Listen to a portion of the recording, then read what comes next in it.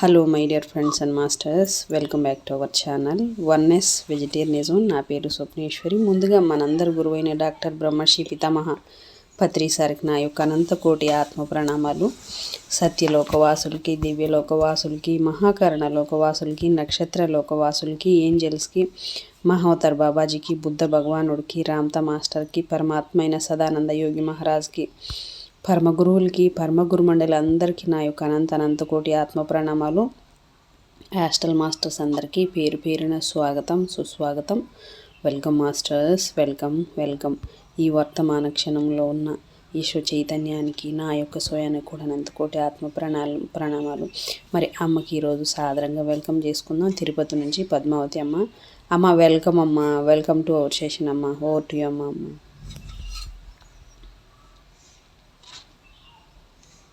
సరే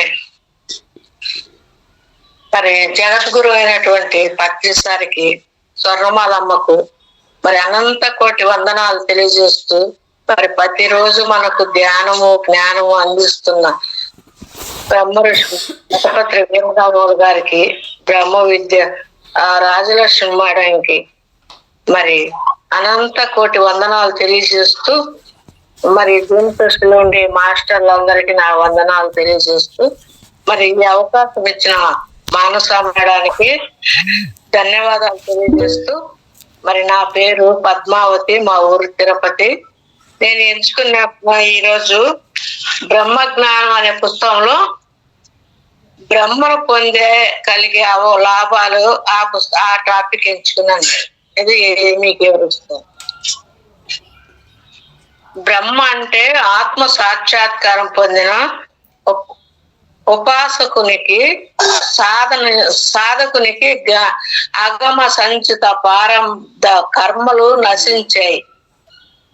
అంతేకాదు, ధ్యానం ద్వారా బ్రహ్మను పొందే ప్రయత్నం చేస్తేనే చాలు, పొందే గొప్ప ఫలితాలు ఉత్తర గీతలో శ్రీకృష్ణ భగవానుడు చెప్పడం జరిగింది.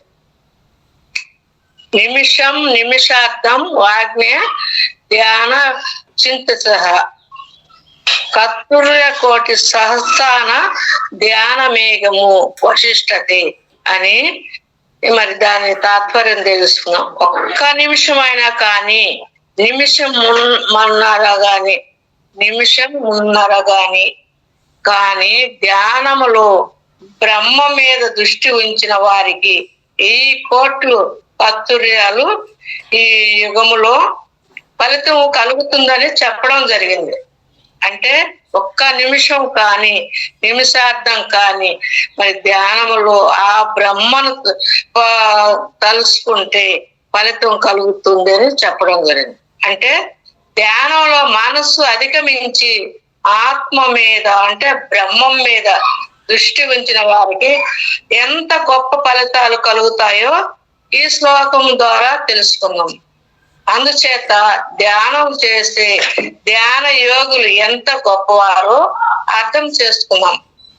మరి ఈ విషయం భగవద్గీతలో కూడా చెప్పబడింది. కానీ శ్రీకృష్ణుడు అంతటి గొప్పవాడు చెప్పింది ఎంత గొప్పది ఉంటుందో అది ఆచరించాలి. ఆచరించిన వాడు ఎంత గొప్పవాడవుతాడు అని, గొప్ప ఫలితాలు పొందగలుగుతాడో ఈ క్రింది శ్లోకం ద్వారా చెప్పడం జరిగింది. అసలు గీతలో శ్రీకృష్ణ భగవానుడు అర్జునుడి గురించి ఏమి అవమన్నాడో చెప్పడం జరిగింది. మరి 16వ అధ్యాయంలో 45 శ్లోకంలో చెప్పడం జరిగింది. ఓ అర్జున, యోగి అనువాడు తపస్సులు చేసేవారి కంటే, శాస్త్రజ్ఞానం కలవారి కంటే, అగ్నిహోత్రాన్ని కర్మలు చేసేవారి కంటే శ్రేష్ఠుడు. కావున నీవు యోగి కమ్ము అని పై శ్లోకం ద్వారా తపస్సు చేసేవారి కంటే, శరీరాన్ని తప్పించుకొని వారి కంటే, ఎండలో నిల్చుకోవడము, ఒంటికాలుని పైన నిలబడము, 2 చేతులు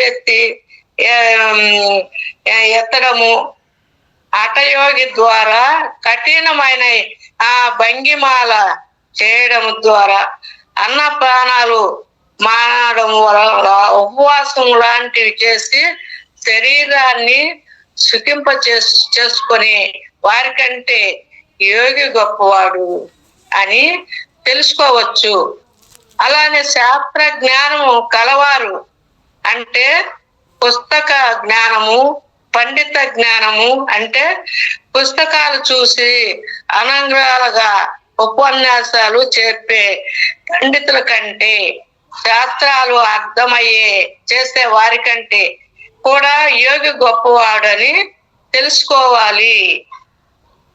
అలాగే కర్మలు చేసేవాడి కంటే నిత్య నైవేద్య కర్మలు అంటే సంధ్యా వందనములు, సూర్య నమస్కారాలు, గాయత్రి మంత్రాలు లాంటి నిత్య అనుష్ఠాలు, అలాగే యజ్ఞ యాగాది కర్మలు చేసే వారి కంటే యోగము చేసే యోగి గొప్పవాడు. అందుచేత అర్జున యోగిక అని భగవానుడు చెప్పడం జరిగింది. మరి ఎవరు యోగి అని దీన్ని యోగం అంటారు?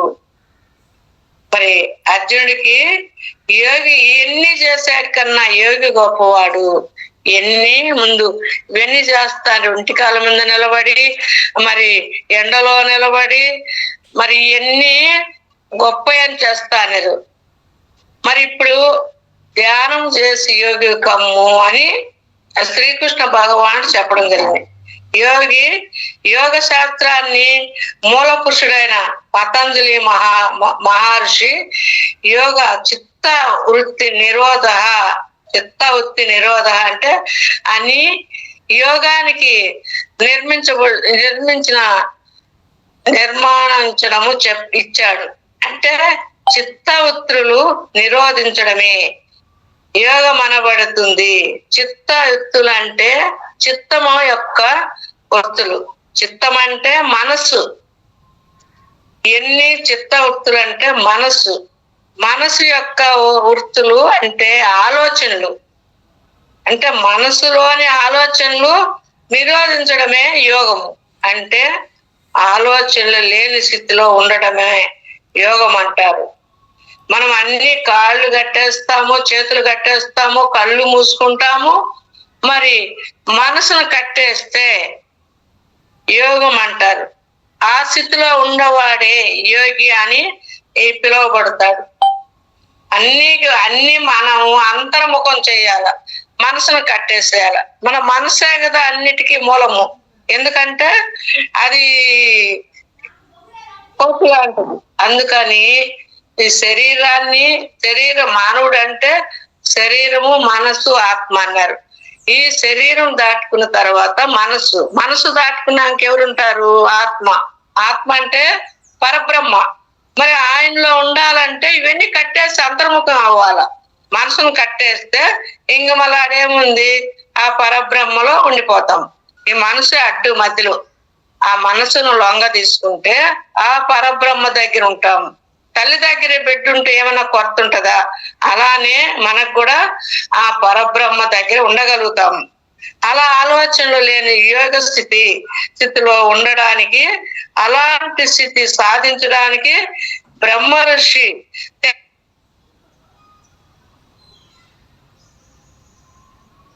తేలికైన ఎవరైనా సరే శ్వాస మీద ధ్యాస ఉంచి ధ్యానం చేస్తే వారు తొందరగా చిత్తవృత్తులు నిరోధించుకొని మనస్సు లేని స్థితిలో ఉంటారు. అంటే ఎప్పుడైతే మనసు లేకుండా పోతుందో అప్పుడే మనం అంతర్ముఖం అవుతాం. మనసు లేని స్థితి అంటే ఆత్మస్థితిలో ఉంటారు. అలా ఆత్మతో కూడి ఉండడమే యోగా మనబడుతుంది. ఆత్మ అంటే ఆ అహం కాదు, అంటే భగవంతుడే కాదా. అహం అంటే భగవంతుడే కదా, అంటే భగవంతునిలో కూడి ఉండటమే యోగం అవుతుంది. అలా ఉన్నవాడే యోగి అనబడతాడు. అందుచేత భగవంతుడి నోటితో ప్రార్థించేవా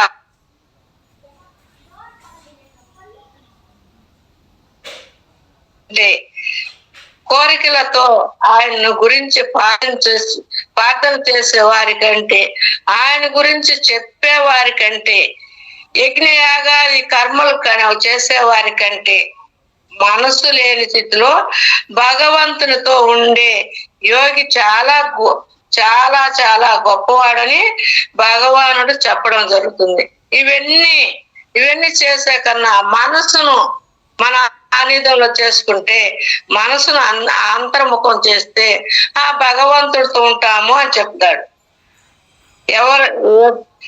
ఎవడు తనలోని ఆత్మను సుఖిస్తూ ఆత్మతో కీడిస్తూ ఆత్మ ఎందే ఉంటాడు, అట్టి యోగి ఆ బ్రహ్మ స్వరూపుడై బ్రహ్మ సాక్షాత్కారమును పొందుతాడు.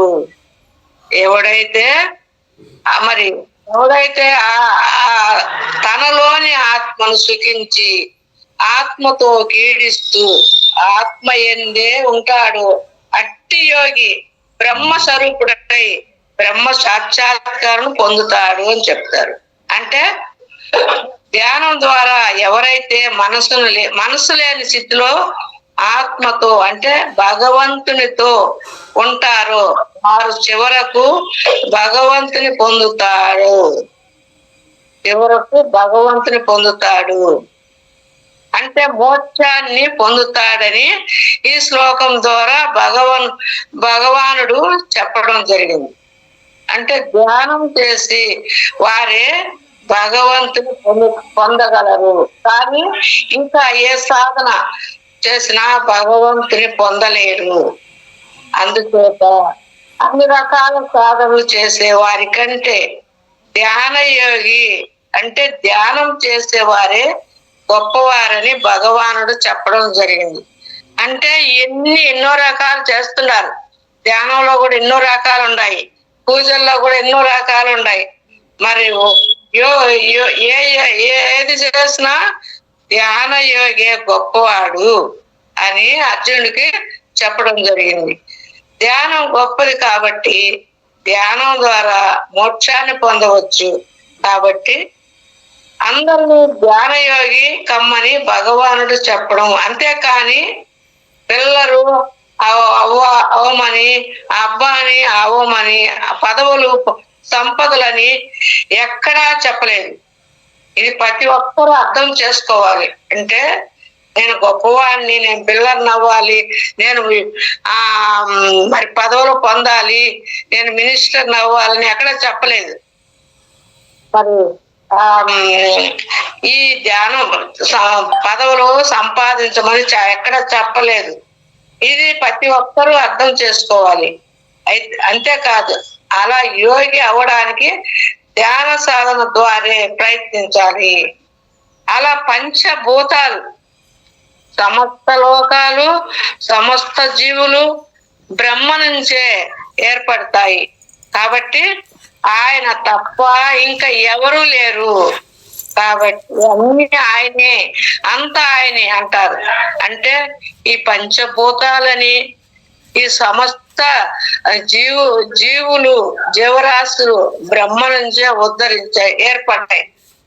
ఇవన్నీ మనం ఫస్ట్ ఖనిజాలుగా, రాళ్లుగా, వృక్షాలుగా, మరి చరచర జీవరాశులతో జంతు జన్మలో నుంచి మానవ జన్మగా వస్తాడు.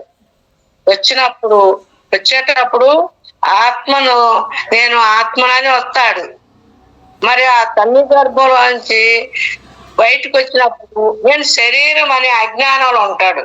అప్పుడు ఆ అజ్ఞానం నుండి మళ్ళా వాడి అదృష్టం బాగుండి సద్గురు వచ్చిన తర్వాత అప్పుడు ఆయన నువ్వు శరీరం కాదు ఆత్మను చెప్పేంత వరకు వాడికి తెలియదు, అజ్ఞానంలో ఉంటాడు నేను శరీరం అనే.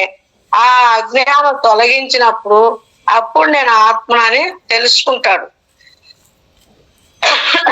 కారణము అంతటా వ్యాపించున్నాడు ఆయన. ఆ బ్రహ్మతత్వం అంటే భగవంతుని తప్ప ఇంకా వేరేది ఏది లేదు, ఎవరు లేరు అని అర్థము. అందుకే బ్రహ్మను సర్వవ్యాపి అంటారు. కారణము అంతటా వ్యాపించున్నాడు కాబట్టి ఆయన ప్రతి జీవిలో 84 లక్షల జీవరాశుల్లో అంతటా వ్యాపించున్నాడు. సర్వాంతర్యామి. ఆయన అణువు కన్నా ఆ సూర్యుడు కన్నా మొన కన్నా ఇంకా చిన్నదిగా ఉంటుందంట. మరి అందరి ఆత్మలో ఉన్నాడు. మరి ఆ ఎర్రజీవం కదలాలన్నా, మనం మాట్లాడాలన్నా ఎర్రజీవంతో సహా అందరి ఆత్మలో ఆత్మస్వరూపుగా వ్యాపించి ఉన్నాడు. మరి ఆయన ఆ పరబ్రహ్మను మనం పొందాలంటే ధ్యానం చేయాల, సాధన బాగా చేయాల. మరి ఆ సాధన చేసి ఆయన పొందాలా అంటాడు. కారణం అంతటా వ్యాపించి ఉన్నాడు కాబట్టి. అంతేకాదు అన్నిటిలోనూ ఆయనే ఉండి చైతన్యము కలిగిస్తాడు కాబట్టి. అంటే బ్రహ్మము కాబట్టి ఆయన సర్వాంతర్యామి అంటారు. అంటే సర్వులకు అంతర్యామిలో వ్యాపించి ఉన్నాడు అని అర్థం. అందుకే ప్రహ్లాదుడు ఏమంటాడంటే, ఇందుకలడు అందులేడను సందేహం వలదు చక్రి సర్వోపగత. ఎందెందు ఎక్కినా చూసినా నందందే గలడు ధ్యానవాగ్ని. అంటే పరబ్రహ్మ అంటే భగవంతుడు, సర్వాంతర్యామి. ప్రహ్లాదుడు ఎంత చక్కగా చెప్పాడో తెలుసుకోవచ్చు. మరి వాళ్ళ నాయను నీ దేవుడు ఎక్కడ అంటే మరి ఏం చెప్పాడు? సర్వాంతర్యామి. ఎందెందు ఎతికి చూసినా నందందే గలడు ధ్యానవాగ్ని అంటాడు. మరి అంతటా ఉన్నాడు అంటే ఆ దీంట్లో ఈ దూలంలో అవి చూపి అంటాడు. మరి అది పగలగొడితే ఆ నుంచే వచ్చినాడు, ఆ గోడలో నుంచి. ఆయన ఎవరు? ఆయన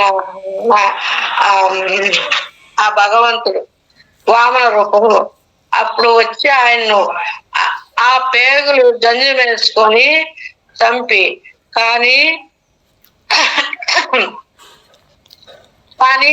ఆయన పైన కాదు కింద కాదు, నాకు మధ్యలో గడపలో నాకు చావు కావాలని కోరుకుంటాడు. మరి ఆకాశం కాదు, భూమి కాదు, మధ్యలో ఆయన కాళ్ళ మీదనే పండేసుకొని పేగు తీస్తాడు. ఎక్కడ? అందుకనే గడపలో కూర్చోకూడదు అంటారు. సంజೆ వేళ కాదు, మరి సాయంత్రం సంజೆ వేళ ఉంటుంది, పొద్దున సంజೆ వేళ ఉంటుంది. ఆ సంజೆ వేళ సమయంలో నాకు ప్రాణం వదులుతానని ఆయన బ్రహ్మ దగ్గర వరం తీసుకుంటాడు. పొద్దున కాదు, సాయంత్రం కాదు, సంజೆ వేళ అంటే 6. అందుకని 6 గడపలో కూర్చోకూడదు అంటారు, మంచిది కాదు. ఆ గడపలో నాకు ప్రాణం వదులుతానని ఆయన ప్రకటిస్తాడు. మరి ఆయన హిరణ్యకశిపుడు.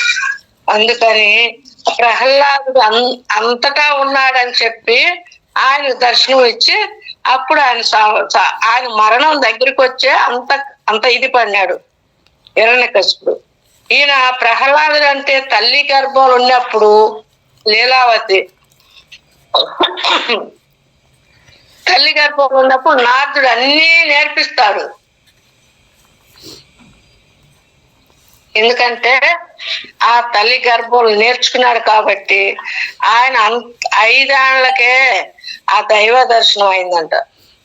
5 ఏళ్లకే అందరూ 5 ఏళ్ళకి చిన్న బిడ్డప్పుడే దైవ దర్శనం అయిందంటే ఒక్క నిమిషం అవును కదా అనుకున్నాడంట. గర్వం వచ్చు అంటే ఒక్క నిమిషమే. అందరూ అంటారు కదా, అవును కదా అనుకున్నాడంట.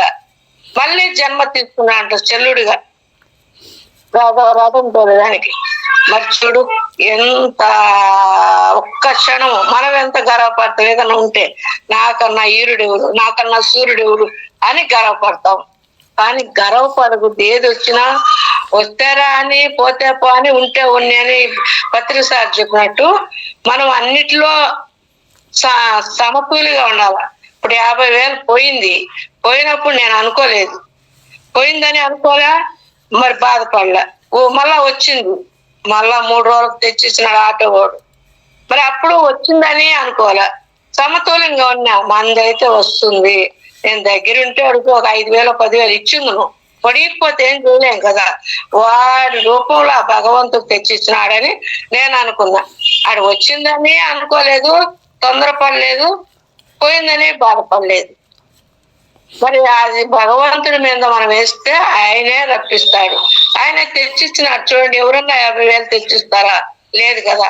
మరి అది భార్య అయినా కూడా ఎందుకు మనమేం దొంగతనం చేయలేదు కదా, మన చిక్కింది ఉండించుకో అని చెప్పొచ్చు కదా. ఎవరు అయినా అడ్డు వేస్తారు. కానీ 3 రోజులు ఇంట్లో పెట్టుకొని ఆమె ఎవరు ఆ దోన పోత నా బ్యాంక్ ఎదురుగానే ఎక్కిన, ఆ డబ్బు తీసుకొని ఎక్కింది, ఆమె పోయింది, ఇవ్వండి అని ఆయన చెప్పినామంటే అప్పుడు ఏమనుకోవాలి మనము? ఆ భగవంతుడే పంపించినాడని అర్థం చేసుకోవాలి. మనం ఎప్పుడైనా సత్యంలో ఉంటే మనకు సత్యం ఆ భగవంతుడే చూపిస్తాడని నాకు అర్థమైంది. మరి సర్వాంతర్యామి అని ప్రహ్లాడ్ ఎంత చక్కగా చెప్పినాడు చూడండి. ఇదే ఈ విషయాన్ని లాహిరి మహాముని ఒక సందర్భంగా అడిగారు. ప్రశ్నకు సమాధానం చెప్పడం జరిగింది. ప్రశ్న: శివుడు, విష్ణు, కాళి ఈ దేహంలో మీరు ఎవరిని ధ్యానిస్తున్నారు అని ప్రశ్న అడిగినారు. జవాబు ఏంటంటే, శివుడిలో, విష్ణువులో, కాళిలో, నీలో, నాలో, అందరిలో ఉండేవాడిని ధ్యానిస్తున్నారు. చూడండి ఎంత చక్కగా చెప్పినాడు. మరి ఆయన ఎవరిని ధ్యానిస్తున్నా అంటే, నీలో ఆ శివుడిలో ఉండేది ఆయనే, విష్ణువులో ఉండేది ఆయనే, కాళికాదేవిలో ఉండే ఆయనే. నీలో ఆయనే, నాలో ఆయనే ధ్యానిస్తున్నామని లాహిరి చెప్తాడు.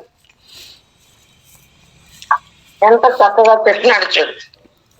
అంతేకాదు, చంద్రోపనిషత్తుల్లో ఈ విషయాన్ని చెప్పడం జరిగింది.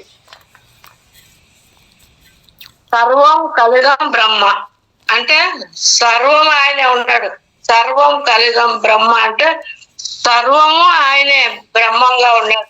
అంటే సమస్త బ్రహ్మమయమే ఉన్నది. అంతేకాదు, సర్వజీవుల్లో తానే ఆత్మ రూపంలో ఉన్నానని భగవద్గీతలో శ్రీకృష్ణ భగవానుడు చెప్పడం జరిగింది. అంతటి గొప్పవాడైన బ్రహ్మ మన దేహంలోనే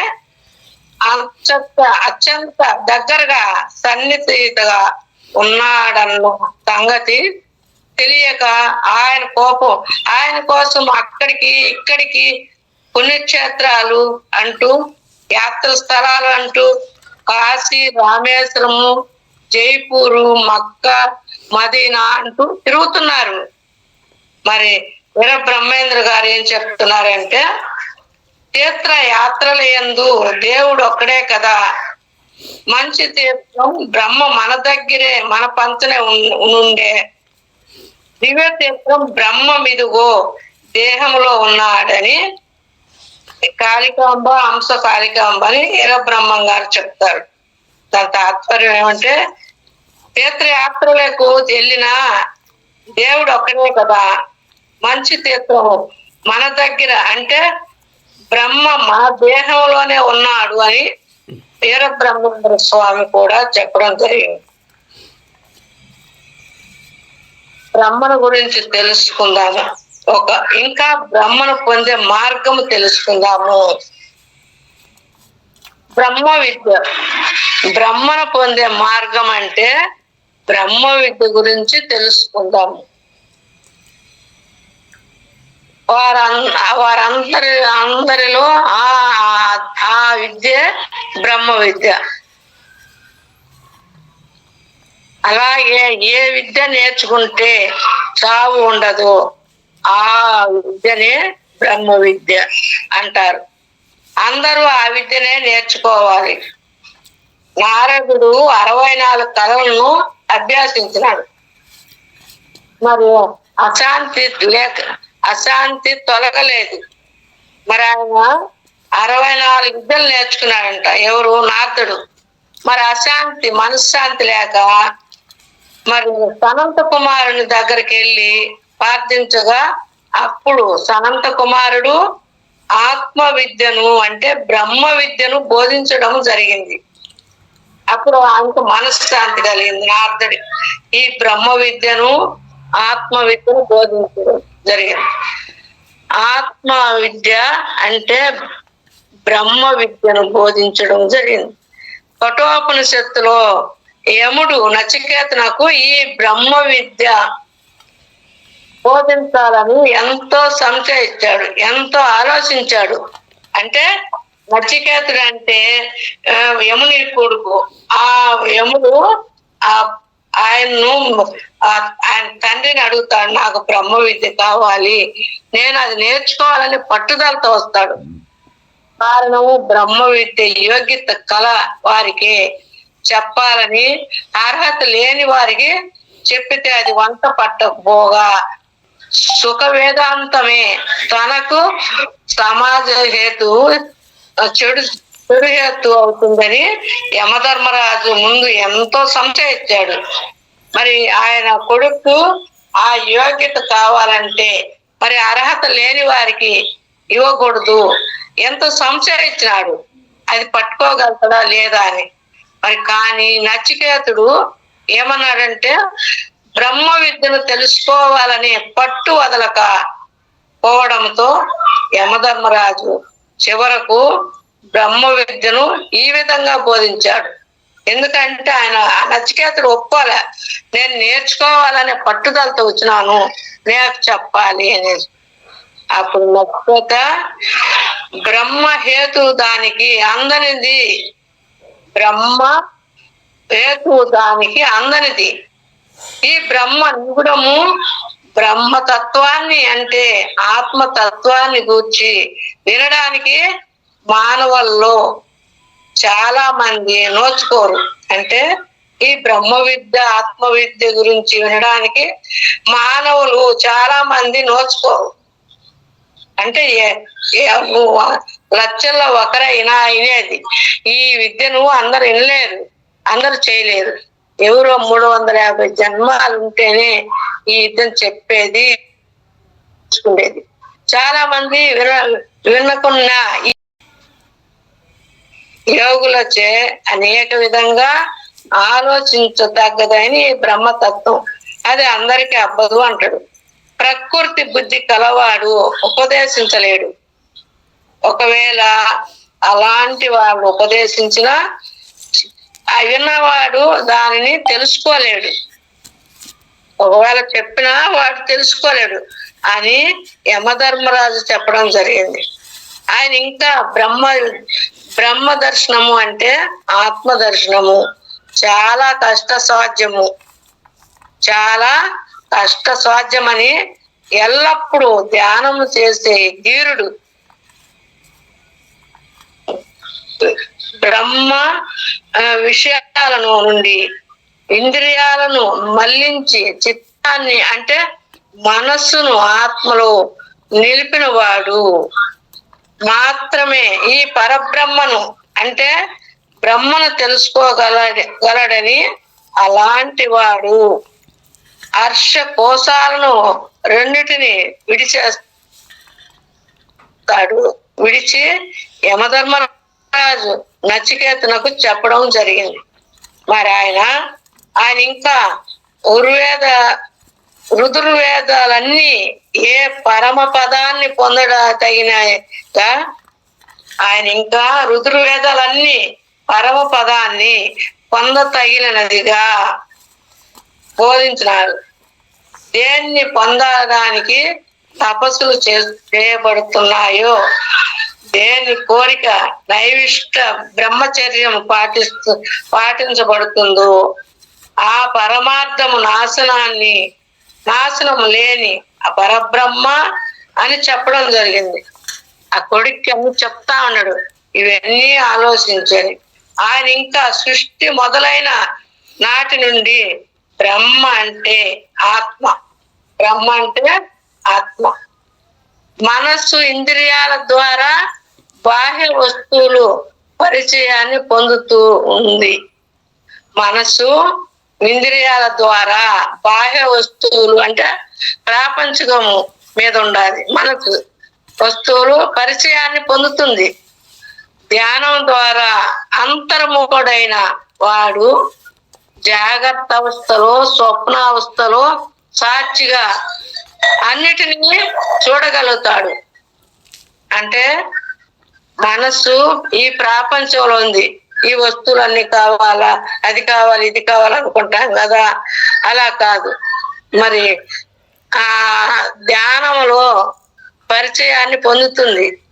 ధ్యానం ద్వారా అంతర్ముఖుడైన వాడు జాగ్రత్త అవస్థలో స్వప్నావస్థలో సాక్షిగా అన్నిటినీ చూడగలుగుతాడు, తనకు తాను తెలుసుకోగలుగుతాడు. చాలా ఆత్మతత్వం అలా ఆత్మతత్వం బోధించబడిన వాడు సర్వముఖులై సర్వాంధుడై నుండి ముక్తి పొంది ఆనంద అనుభూతిని పొందుతాడని యమధర్మరాజు చెప్పడం జరిగింది. ఓ నచికేత, కుటిల చిత్తము లేని జనన మరణాది వికారాలు లేని పరబ్రహ్మకు దశ ద్వారాలతో కూడిన ఈ దేహమే పట్టణం అవుతుంది. ఎంత చక్కగా చెప్పినాడు చూడు. ఓ నచికేత, కుటిల చిత్తము లేని జనన మరణాది వికారాలు లేని పరబ్రహ్మకు దశ ద్వారాలు అంటే మనలో ఉన్నాడు. దశ అంటే మనకు దశ ద్వారాలు 9 ఉన్నాయి కదా ద్వారాలు, కూడిన ఈ దేహములో పట్టణము అందుండాడు. మరి ఈ దేహములో దశ ద్వారాలు, ఈ దేహములో పట్టణం అంటే ఈ దేహంలో కూడి ఉన్నాడు అని చెప్తాడు. పరబ్రహ్మను రాగదేశాలు లేకుండా ధ్యానించేవాడు జనన మరణ రూపమైన సంసార బంధాల నుండి విముక్తుడవుతున్నాడు అని చెప్తున్నాడు. జనన మరణాలు రూపమైన సంసార బంధాలను విముక్తుడై ఉన్నాడు అని చెప్తున్నాడు. ఏ ఆత్మ ఏ దేహాన్ని విడవడము వలన దేహము ఏమీ లేకుండా నశించిపోతుంది. అంటే ఆత్మ ఉంటేనే ఈ దేహము పనిచేస్తుంది. మరి ఏ ఆత్మ ఈ దేహాన్ని ఆ దేహము ఏమీ లేకుండా నశించిపోతుంది. అంటే ఆత్మ కుళ్ళిపోతుంది. అదే పరబ్రహ్మ స్వరూపం. ఈ సూర్య చంద్రాదులు పరబ్రహ్మను చేయలేదు. ఈ సూర్య చంద్రులు నక్షత్రాలన్నీ ఆ పరబ్రహ్మ ప్రకాశం చేతనే ప్రకాశిస్తున్నాయి. ఈ సూర్య చంద్రాదులు నక్షత్రాలన్నీ ఆ పరబ్రహ్మ చేతనే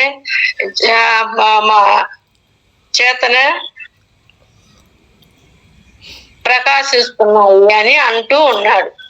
ఓ నచికేత, జనులు మరణాన్ని పొంది వారి వారి కర్మలు జ్ఞానాల ప్రకాశము దేహాన్ని పొందుతున్నారు. నిద్రించి ఉన్న సర్వజీవుల్లో ఏ పురుషుడైతే మేల్కొని ఉన్నాడో అదే నాశరహితమైన పరిశుద్ధమైన బ్రహ్మ. ఆ పరబ్రహ్మలోని సమస్త లోకాలు ఆశ్రయించి ఉన్నాయని యమధర్మరాజు చెప్పడము నచికేతునకు. ఆయన ఏం చెప్తున్నాడు మరి? నచికేత, జనులు మరణాన్ని పొందే వారి వారి కర్మ జ్ఞానాలు ప్రకారమే దేహం పొందుతాడు. అంటే ఇప్పుడు మనం ఏ దేహం, మన పాత్ర ఏ దేహం అయితే మనకు సరిపోద్ది. ఇప్పుడు మనం గాజులు వేసుకుంటాము, ఎంత సైజ్ అయితే సరిపోద్ది అని వేసుకుంటాం కదా. మనం జాకెట్ కుట్టించుకుంటాము, మనకి ఏ సైజ్ అయితే సరిపోద్ది. అలా ఆ దేహం కూడా ఎవరికైతే ఏ పుణ్యం చేసుకునే వాళ్ళైతే ఆ దేహ పాత్ర వాళ్ళకి సరిపోద్ది. మరి అలా పొందుతారు. నిద్రించి ఉన్న సర్వజీవుల్లో ఏ పురుషుడు మేల్కొని ఉన్నాడో అదే నాశరహితమైన పరిశుద్ధమైన ఆ పరబ్రహ్మ. ఆ పరబ్రహ్మలోనే మరి ఆయన మేల్కొని ఉంటాడు. సర్వజీవుల్లో ఆత్మరూపులను పాలిస్తా ఉంటాడు మేల్కొని. మరి ఆ పరబ్రహ్మలోని సమస్త లోకాలు ఆశ్రయించున్నాయి. సమస్త లోకాలు ఆశ్రయించున్నాయి. యమధర్మరాజు చెప్తూ, నచికేత, బ్రహ్మను పొందే మార్గము మంగళ కత్తి అంచు మీద నడక లాంటిది. ఎంత చక్కగా చెప్పినాడు చూడండి, ఒకసారి అర్థం చేసుకోండి. ఓ నచికేత, మరి బ్రహ్మను పొందే మార్గం మంగళ కత్తి అంచు మీద నడక లాంటిది. అంటే ఆ కత్తి మీద నడచలేం కదా, అంత కష్టమైంది ఈ బ్రహ్మ విద్య, వద్దు అంటాడు. కానీ ఆయన వదల్లే, నాకు అది నేర్చుకోవాలా, నేను వినాలా, నేను పొందాలా అని అంటాడు. అలాంటి బ్రహ్మను పొందే మంగళ కత్తి అంచు మీద నడక లాంటిది. అందుచేత శ్రేష్ఠులైన గురువులను చేరి బ్రహ్మతత్వాన్ని తెలుసుకోవాలని బోధిస్తాడు. ఎవరు? యమధర్మరాజు. అటువంటి బ్రహ్మ విద్య అంటే బ్రహ్మజ్ఞానం ఇప్పుడు బ్రహ్మ ఋషులైన పత్రిజీ అందరికీ బోధిస్తున్నాడు. అందుచేత ఆ పరబ్రహ్మను పొందే బ్రహ్మ విద్యను మనం కూడా తెలుసుకుందాము. ఈ బ్రహ్మజ్ఞానం పొందాలంటే 7 స్థితులు ఉన్నాయి అని పెద్దలు చెప్పడం జరిగింది. వీటిని సప్త జ్ఞాన భూమికలు అంటారు. వీటిని సప్త జ్ఞాన భూమికలు అంటారు. అవి ఆ భూమికలు చూస్తాం. అవేమిటంటే 1 శుభేచ్ఛ, 2 విచారణ, 3 తనుమానసం, మరి 4 సప్తపతి, 5 అసంశక్తి, 6 పదార్థ భావన, 7 తుర్య. అంటే మళ్ళీ ఒకసారి చెప్తాను.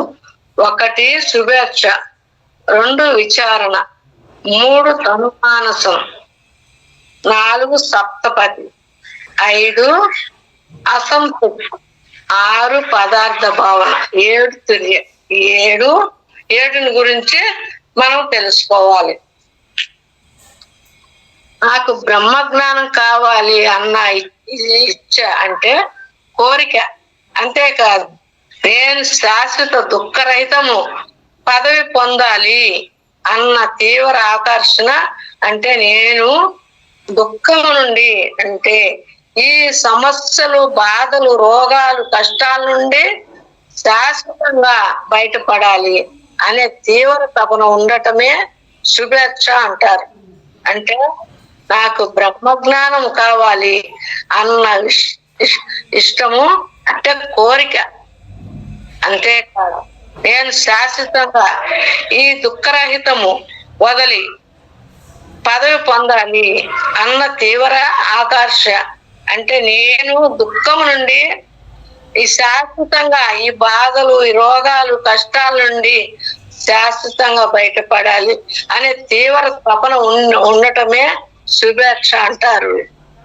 మరి 2వది, శుభేచ్ఛ కలిగిన వారు సహజంగా ఈ బ్రహ్మ జ్ఞానాన్ని ఏ విధంగా పొందాలి, ఎవరిని ఆశ్రయించాలి అని ఆలోచిస్తూ ఆ ప్రయత్నం చేస్తారు, గురువులను ఆశ్రయిస్తారు. అలా చేయడాన్ని విచారణ అంటారు. అప్పుడు వారికి ఆ గురువులు బ్రహ్మ జ్ఞానాన్ని పొందేటట్టు ఆధ్యాత్మిక తీరత్నాలైన ధ్యానము, స్వాధ్యాయము. 1 ధ్యానము, 2వది స్వాధ్యాయము, 3 సజ్జన సాంగత్యాన్ని బోధిస్తారు. మరి 3 తనుమానస. అలా ధ్యాన సాధన మార్గము తెలుసుకున్నాక ఆ తనుమానస నిత్యము తీవ్ర సాధన చేస్తూ ఆత్మ జ్ఞానానికి సంబంధించిన పుస్తకాలు చదువుతూ ఆత్మ జ్ఞానాన్ని బోధించగలిగే వారితో సాంగత్యం చేస్తూ ఏ రోజు విష్ణు లేకుండా, ఏ రోజు మరి తేడా లేకుండా ఆచరించడమే అనుమానస్తము. మరి అలా ధ్యాన సాధన మార్గం తెలుసుకున్నాక ఆ తపనతో నిత్యము తీవ్ర సాధన చేస్తూ ఆత్మ జ్ఞానానికి సంబంధించిన పుస్తకాలు చదువుతూ ఆత్మ జ్ఞానాన్ని బోధించగలిగే వారితో సాంగత్యం చేస్తూ ఏ రోజు ఆ మరి తేడా లేకుండా ఆచరించడమే తనుమానసము. సప్తపది అంటే 4. ధ్యాన సాధన చేస్తూ సాత్వికమైన శాకాహారం తీసుకుంటూ శుద్ధ సాత్విక సాధించడమే సప్తపది. అంటే ధ్యానం ద్వారా తమోగుణము రజోగుణము అన్నది పూర్తిగా శూన్యమైన స్థితి. తమోగుణము రజోగుణము మరి అన్నది పూర్తిగా శూన్యమయ్యాల, ఆ స్థితిలో ఉండాల. అప్పుడు ఇంకా మిగిలింది శుద్ధ సాత్వికము. తమోగుణం అంటే సోమార్తనము, రజోగుణం అంటే నాకు తెలుసు అనే గర్వం. అంటే ఆ గర్వం వల్లనే రావణ బ్రహ్మ ఏమైనాడు, పతనమైనాడు ఆ తమోగుణంతో. తమోగుణం అంటే కుంభకర్ణుడు, నిద్ర, బద్ధకము. రజోగుణం అంటే రావణాసురుడు. ఆ రావణాసురుడు నాకన్నా వీరుడు ఎవరున్నారు, నాకన్నా ఆ పదవి ఎవరుకుంది అని దంబాలు కొట్టినాడు. ఏమైనాడు లాస్ట్ కు ఆ బ్రహ్మ విద్య పొందినాడు, బ్రహ్మ దగ్గర వరం పొందినాడు, ధ్యానం నేర్చుకున్నాడు. కానీ మాంసం తినడం వల్ల ఆయన గుణాలు మారినాయి. ఆ గుణాలు మారినాక ఏం చేస్తున్నాడు, పరాయి స్త్రీని చేపట్టాడు. అప్పుడు ఆ రాజ్యం పోయింది, బిడ్డ పోయినాడు, భార్య పోయినాడు, తన్ను తాను పోయినాడు. ఈ విషయం చెప్పినాడు. మరి ఆయన రాముడు అన్న దేవుడు ఆమెను వదిలేస్తాయి, నీకు ఇప్పటికైనా క్షమిస్తాడు అని చెప్పినా కూడా వెళ్ళా. కానీ గర్వం ఎప్పుడు ఏది మంచి కాదు. వినయంతోనే మంచి జరుగుతుందని నాకు తెలిసింది. మరి తమోగుణము సోమార్తనము, రజోగుణం అంటే నాకు తెలుసని గర్వము, అధికారము, దంభము ఇవన్నీ తొలగిన స్థితి. ఈ 4 జ్ఞాన భూమికలు ధ్యాన, స్వాధ్యాయము, సజ్జన సాంగత్యము తీవ్ర స్థాయికి చేరుకుంటారు. ఈ స్థితి తీవ్ర ద్వారా నాడీ మండలము పూర్తిగా శుద్ధమవుతుంది, మనసు పూర్తిగా కంట్రోల్ అవుతుంది. దీన్నే యోగి అని ఆ స్థితి అనవచ్చు. అంతేకాదు అహం బ్రహ్మాస్మి అని చక్కగా సిద్ధాంతపరంగా తెలుసుకుంటాము. బ్రహ్మ విద్య అయిన స్థితి అనవచ్చు. 5వది అసంశక్తి. అలా సాధన కొనసాగుతుంటే మెల్లిగా దివ్యచక్షులు ఉత్తేజిస్తాయి, విచ్ఛేదం అవుతుంది. తనువు మారి సంసార 2 తాత్కాలికమైనవే అని పూర్ణాత్మగా తెలుసుకుంటాడు. అప్పుడు ఆ రెండిటిని మీద పూర్తిగా అనాసక్తి కలుగుతుంది. ఆ స్థితినే అనంశక్తి అంటారు. అప్పుడు తామరాక నీటి బొట్టులా ఉంటారు. ఆ స్థితి పెట్టినట్టు వారికి సంసారంలో అనాసక్తి ఉన్న ధర్మనిష్ట ఉంటుంది. అంటే తనువు పట్ల మరి సంసారం పట్ల తటస్థ దృష్టి కలిగి ఉంటుంది. వారిని దివ్య చక్షులు ఉత్తేజితమవుతుంది, సత్య దృష్టి అవుతుంది. అప్పుడు ఆ పూర్తిగా దాని మీదనే అసంశక్తిని ఏకాగ్రతగా నిలిచిపోతారు. దీనినే అసంశక్తి అంటారు. అప్పుడు వారిని బ్రహ్మ విద్యరిష్ఠులు అంటారు. పదార్థ భావన. ఈ స్థితిలో దివ్య చక్షులు చర్చనగా ఉపయోగించుకోగలుగుతారు. అలాగే ప్రతి పదము యొక్క అర్థంతో భావముతో ప్రత్యక్షంగా ఉండగలుగుతారు. అంటే బ్రహ్మ విద్యరీయుడు అయిన స్థితి అని అంటారు. దీన్నే సిద్ధశక్తి, సవికల్ప సమాధి స్థితి అని కూడా అంటారు. అంటే ఎన్నో సమాధానాలు దొరికిన ఇంకా కొద్దిగా సంశయం ఉన్న స్థితి తుర్య. ఇది మానవుని యొక్క పూర్తి వికాస స్థితి, సిద్ధుడు బుద్ధుడు అయిన స్థితి. అందరినీ యోగులుగా, సిద్ధులుగా, బుద్ధులుగా మలచడానికి ఏ కారణం? పట్టుకొని ఆ పరిమాణంలో పూర్తిగా నిమగ్నమై ఉన్న వాళ్ళనే బుద్ధుడు అంటారు. దీన్నే సహస్రదళము అంటారు. ఇది 1000 పడగల పాము అని కూడా అంటారు. మేడం, టైం అయిందా మేడం? అమ్మా 12 అయిందమ్మా. థ్యాంక్ యూ మేడం, ఈ అవకాశం ఇచ్చింది. థ్యాంక్ యూ అమ్మా, థ్యాంక్ యూ సో మచ్ అమ్మా. మీకు నా యొక్క హృదయపూర్వకమైన కృతజ్ఞతలు. మరొకసారి పరమ గురుమండలికి ఈ వర్తమాన క్షణంలోని ఈశ్వ చైతన్యానికి అంతటికీ నా యొక్క అనంత కోటి ఆత్మ ప్రణామాలు. Thank you so much. Thank you masters. Thank you అమ్మా.